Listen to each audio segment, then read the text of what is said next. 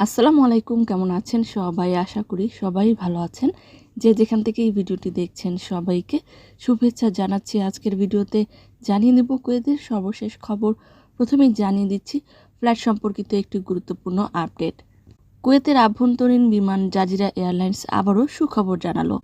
কুয়েতের শীর্ষস্থানীয় স্বল্প খরচের বিমান সংস্থা জাজিরা এয়ারওয়েজ আজ ঘোষণা করেছে যে 2026 সালের 3রা মে থেকে কুয়েত আন্তর্জাতিক বিমানবন্দরে অবস্থিত তাদের নিজস্ব জাজিরা টার্মিনাল 5 থেকে সকাল 6টা থেকে সন্ধ্যা 6টা পর্যন্ত পূর্ণাঙ্গভাবে তাদের কার্যক্রম পুনরায় শুরু করবে।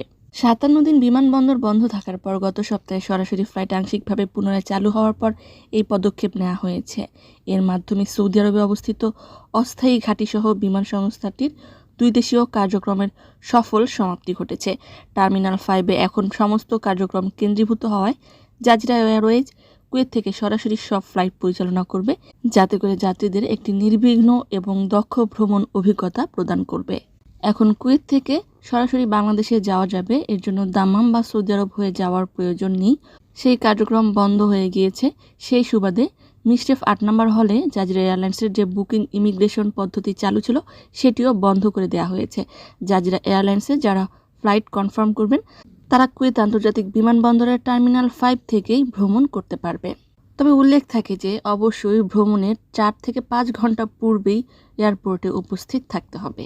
অনেকেই কমেন্ট করেছিলেন, যেহেতু দূতাবাস থেকে সৌদি আরব বা দাম্মামে প্রবেশের পারমিট বন্ধ হয়ে গিয়েছে, যাদের পারমিট করা হয়েছিল তারা ফিরতে পারবেন কিনা।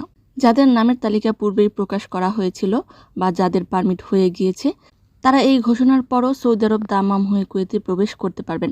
অর্থাৎ যাদের পারমিট হয়ে গিয়েছে শুধুমাত্র তারাই এই ঘোষণার পর প্রবেশ করতে পারবে।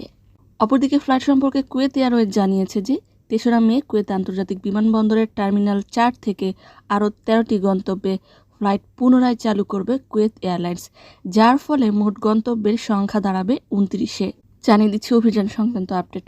ফরওয়ানিয়া গভর্নমেন্টের অধীনে বিভিন্ন এলাকায় বাস যাত্রীদের লক্ষ্য করে একাধিক ডাকাতির অভিযোগে 3 জন বাংলাদেশি নাগরিকের একটি অপরাধ চক্রকে গ্রেফতার করতে সক্ষম হয়েছে কুয়েত পুলিশ। এই ঘটনার বিস্তারিত বিবরণ হলো যে একটি গণপরিবহন সংস্থার একজন টিকিট পরিদর্শকের কাছ থেকে পাওয়া একটি প্রতিবেদনের উপর ভিত্তি করে, যেখানে তিনি উল্লেখ করেছিলেন যে একদল লোক বাসের ভেতরে যাত্রীদের কাছ থেকে বারবার চুরি করছিল, তার সাথে সমন্বয় করা হয় এবং প্রতিবেদনের সত্যতা যাচাই ও অভিযুক্তদের উপর নজরদারির জন্য একটি নিরাপত্তা বাহিনী নিযুক্ত করা হয়।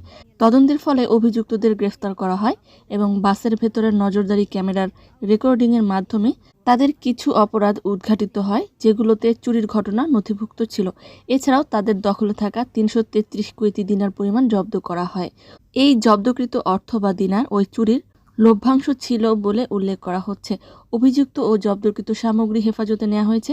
তাদের বিরুদ্ধে প্রয়োজনীয় আইনি ব্যবস্থা গ্রহণের লক্ষ্যে উপযুক্ত কর্তৃপক্ষের কাছে হস্তান্তর করা হয়েছে।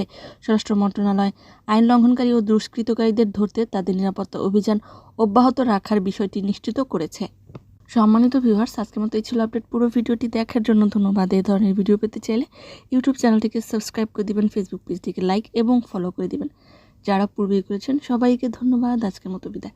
আল্লাহ হাফেজ।